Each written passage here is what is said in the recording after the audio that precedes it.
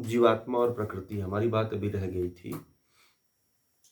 तो देखिए, हम इन 3 पदार्थों को जानेंगे कि ये 3 पदार्थ कौन-कौन हैं, ठीक है? ईश्वर, जीवात्मा और प्रकृति।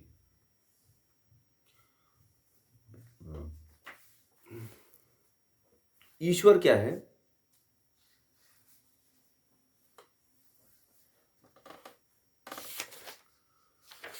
कहते हैं कि जितने भी ईश्वर जो है, ईश्वर का सबसे पहला जो गुण होता है, ईश्वर वह है। ईश्वर के बारे में योग दर्शन में कहा गया है कि क्लेश, कर्म, विपाक और आशय, ठीक है? ईश्वर के बारे में कहा जाता है कि क्लेश, कर्म, विपाक और आशय। तो 5 प्रकार के क्लेश होते हैं। तो उन 5 प्रकार के क्लेशों से जो रहित होता है और वह कर्म से भी रहित होता है, कर्म भी नहीं करता है और कर्मों के फल को भी नहीं भोगता है और कर्मों का उसके ऊपर संस्कार भी नहीं बनता है। जो इतना जिसके पास गुण है, जो इन गुणों, जो जिसके अंदर ये होते ही नहीं है गुण, वही ईश्वर है। कहते हैं कि ईश्वर सब जगह विद्यमान है। ईश्वर क्या है? सब जगह विद्यमान है। वह चेतन है, चेतना उसके अंदर है, निराकार है। ईश्वर का कोई आकार नहीं है। अनंत, ईश्वर के पास अनंत ज्ञान है। क्या है? ईश्वर के पास अनंत ज्ञान है, अनंत बल है, अनंत आनंद है जिसका कोई अंत नहीं है। ईश्वर न्यायकारी है, ईश्वर दयालु है। इन गुणों से जो सुशोभित है उसका नाम ईश्वर है, ठीक है?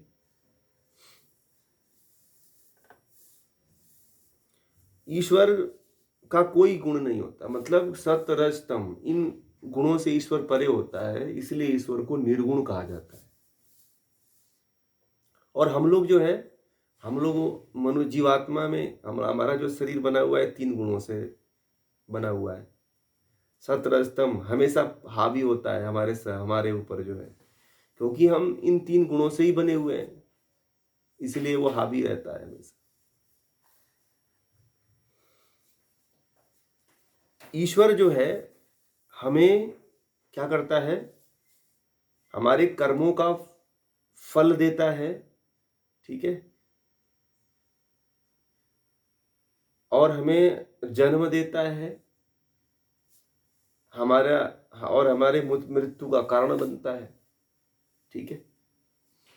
तो ईश्वर के बारे में जितनी बातें कही जाए, अभी बहुत सी ऐसी बातें हैं जो ईश्वर के बारे में हैं, तो अभी बहुत शॉर्ट में बता रहा हूँ आप लोगों को। इसके बारे में मैं पिछले सप्ताह काफ़ी बातें कर चुका हूँ मैं।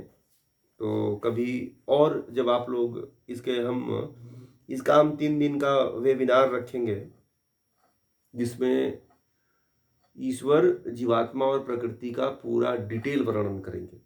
अभी तो हम केवल इन प्रश्नों का उत्तर दे रहे हैं, तो अभी सूक्ष्म रूप से थोड़ा थोड़ा बताते हुए चल रहे हैं। और दूसरा है जीवात्मा। तो जीवात्मा क्या है? जीवात्मा किसको कहते हैं?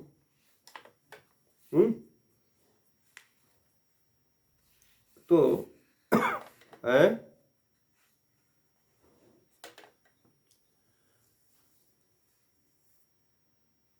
तो अब इसके बारे में एक परिभाषा है, उसको समझ लीजिए। एक ऐसा वस्तु जो अत्यंत सूक्ष्म है, अत्यंत छोटी है, एक जगह रहने वाली है, जिसमें ज्ञान अर्थात अनुभूति का गुण है। जीवात्मा के अंदर ज्ञान और अनुभूति का गुण है। जीवात्मा के अंदर रूप, रंग और गंध तथा भार नहीं होता है जीवात्मा का। ठीक है, जीवात्मा का कभी नाश नहीं होता है, जो सदा से है और सदा रहेगी। जीवात्मा, ध्यान रखिएगा, जीवात्मा सदा से है और सदा रहेगी। और जीवात्मा जो है शरीर धारण करती है। जीवात्मा क्या मनुष्य का शरीर धारण करती है, पशु पक्षी का शरीर धारण करती है, कीट पतंग का शरीर धारण करती है, तथा जीवात्मा कर्म करने में स्वतंत्र है। जो इतने गुणों का संग्रह लेकर के जो है, उसे ही जीवात्मा कहते हैं। ठीक है, उसे क्या कहते हैं? उसे ही जीवात्मा कहते हैं।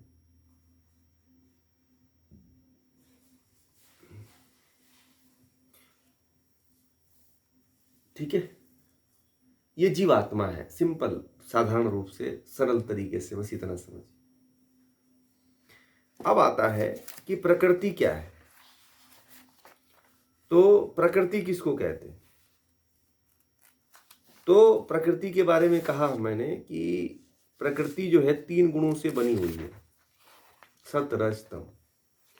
ठीक है, सत रज तम 3 गुणों से मिलकर के बनी हुई है।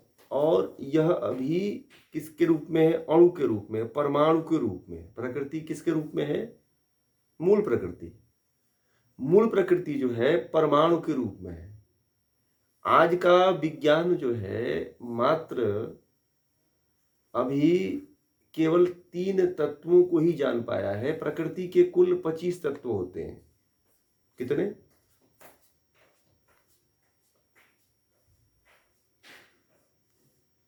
परंतु आज के वैज्ञानिक मात्र 3 ही तत्वों की खोज कर पाए, इलेक्ट्रॉन, प्रोटॉन और न्यूट्रॉन।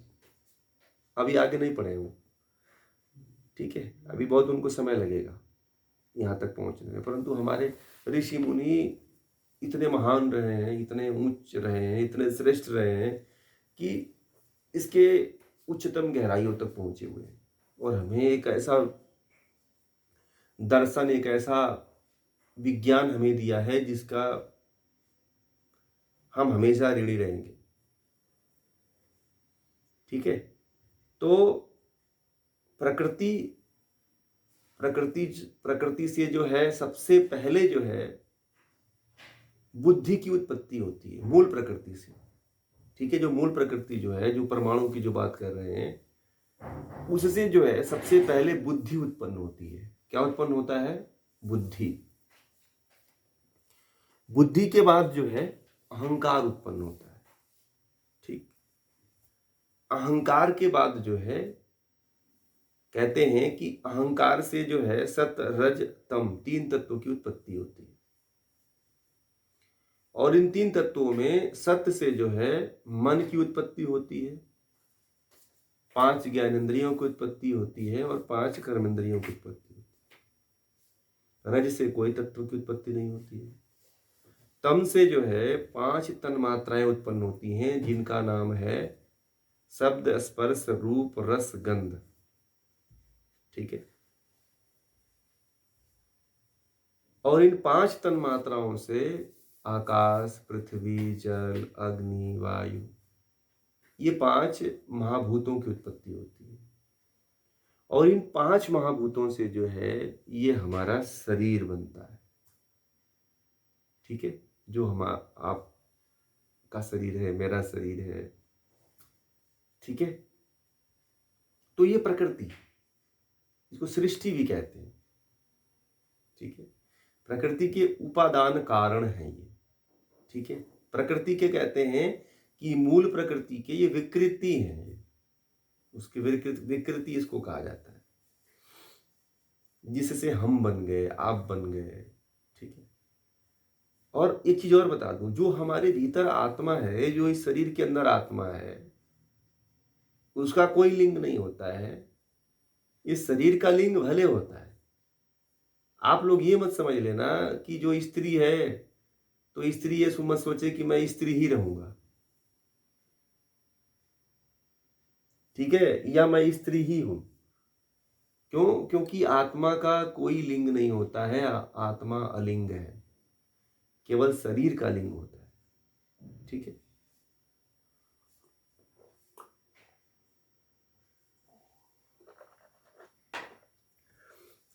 इसीलिए हमारे देश के साधु संत शरीर को महत्व नहीं देते हैं। ठीक है। शरीर को कोई वैल्यू नहीं देते हैं। पश्चिम का दर्शन जो है शरीर को बहुत महत्व देता है, परंतु हमारे देश के जो ऋषि मुनि है वो शरीर को महत्व नहीं देते, क्योंकि जो हमारा इसमें कुछ है ही नहीं है। न हमारी आंख है, न हमारा कान है, न हमारी नाक है, न हमारा शरीर है, न पेट है। लोग इतराते रहते हैं कि ये मेरा शरीर है, ये मेरा यौवन है, ये मेरा रूप है। आप बताओ, 25 तत्वों को पता चल गया आपको कि ये प्रकृति से जीवात्मा अलग है और ये 25 तत्व अलग है, तो फिर आपको क्या लगेगा कि ये इसमें से कुछ आपका है? कुछ भी नहीं है। ये तो सारे एकदम सब खंडित हैं, एक आकर के अखंड रूप बन गया है, शरीर रूप धारण कर लिया है। ये तो सबका अस्तित्व अलग अलग है ना?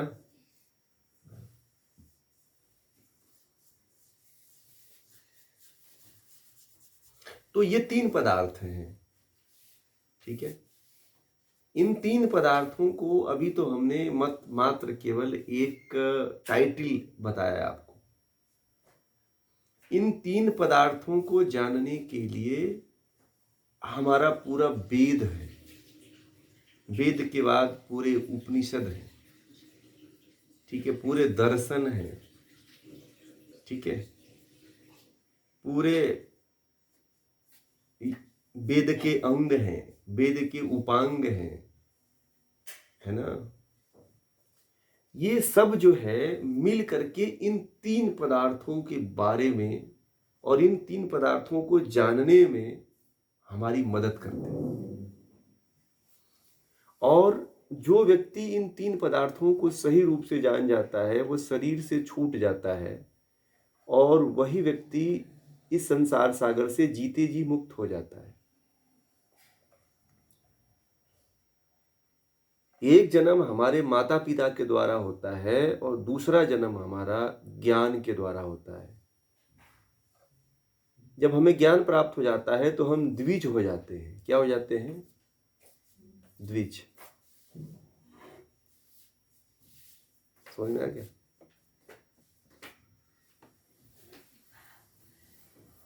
तो ये है वास्तविकता जो है असल में ये है। इन सबको जानना चाहिए।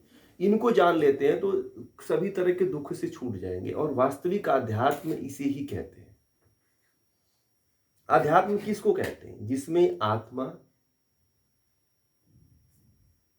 ईश्वर, प्रकृति को जाना जाता है, उसे ही आध्यात्म कहते हैं। आध्यात्म का मतलब ये थोड़ी होता है कि ब्रह्मा जी को जान गए, विष्णु जी की पूजा कर दिए, भगवान शिव को माला चढ़ा दिए, है ना, लड्डू चढ़ा दिए, पेड़ा चढ़ा दीजिए, बर्फी चढ़ा दिए, हैं?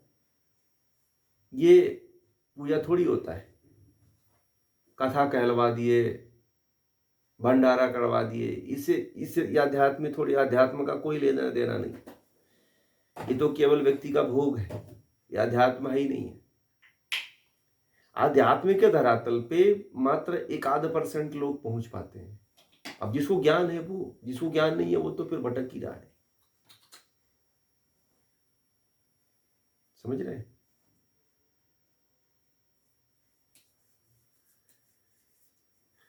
ये छोटा सा आप लोगों को एक संक्षिप्त बात का है। अब इसके आगे आता है कि हम ईश्वर को आप लोगों को पता चल गया। अब भगवान कौन है और देवता कौन है? हम लोग पूछते हैं ना कि भगवान किसको कहते हैं, देवता किसको कहते हैं?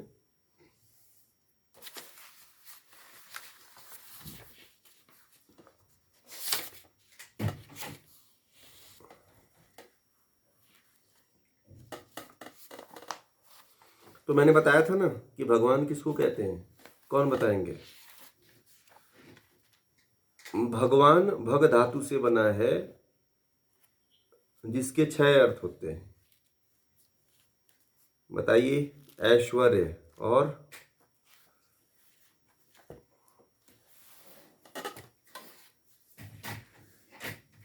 लिखे हुए हैं आप लोग। भगवान किसको कहते हैं?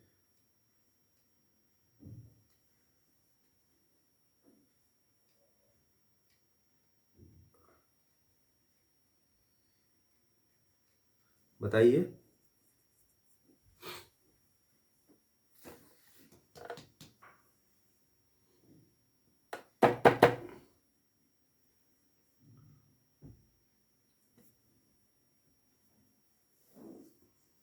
अभी तो हम अभी पिछले हफ्ते नोट करवाए थे ना आप लोगों को।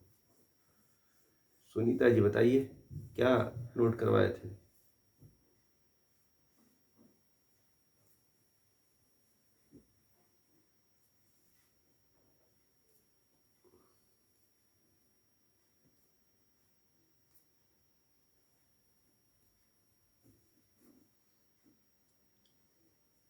कौन नोट किए हैं बताइए।